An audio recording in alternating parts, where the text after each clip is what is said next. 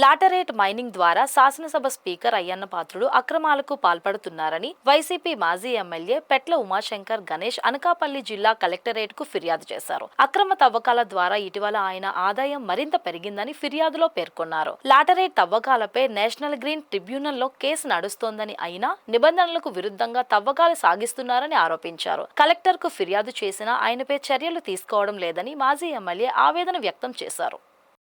ఏదైతే నర్సీపట్నం నియోజకవర్గంలో మరి లాటరైట్ అక్రమ తవ్వకాలు జరుగుతున్న సంగతి గత 28 రోజుల కిందట నర్సీపట్నం మన ఇక్కడ అనకాపల్లి జిల్లా గౌరవ కలెక్టర్ గారు వచ్చినప్పుడు మేము కంప్లైంట్ చేసాం. ఏంటంటే కంప్లైంట్ ఈ రోజు చూస్తే నర్సీపట్నంలో అయ్యన్న పాత్రుడు ఆధ్వర్యంలో రోజుకి అయ్యన్న పాత్రుడికి 3 కోట్ల రూపాయల ఆదాయం వస్తుంది.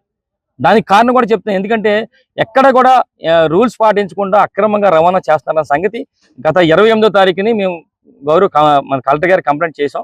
మరి 15 రోజులు గౌరవ పరిష్కరించేది ఈనాటికి కూడా 28 రోజులు సరే ఈ రోజు కూడా ఇవ్వలేదు.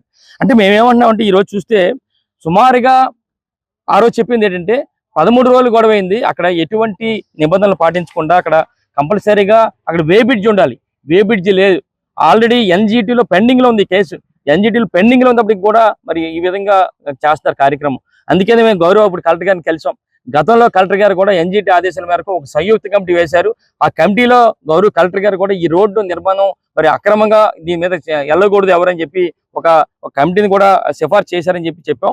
దాని మీద వెంటనే ఎంక్వైరీ చేస్తారన్నారు. నేను ఒకటే చెప్తున్నా, ఈ రోజు మరి మొన్నటి వరకు కూడా రోజుకి 1,50,00,000 రూపాయలు అయ్యన్న పాత్రుడికి వచ్చేది. కానీ ఈ రోజు మేము ప్రెస్ మీట్ పెట్టిన తర్వాత 15 రోజుల కిందట పెట్టిన తర్వాత మరొక 30 లారీలు అదనంగా పెంచి మరి ఇప్పుడు సుమారుగా చూస్తే రోజుకి 3 కోట్ల రూపాయలు అయ్యన్న పాత్రుడు రోజుకి ఆదాయం. ఒక రోజుకి నేను ఒకటే మీ ద్వారా విశాఖపట్నంలో ఉన్న ఎమ్మెల్యేలు ఉన్నారు, చాలా మంది ఉన్నారు.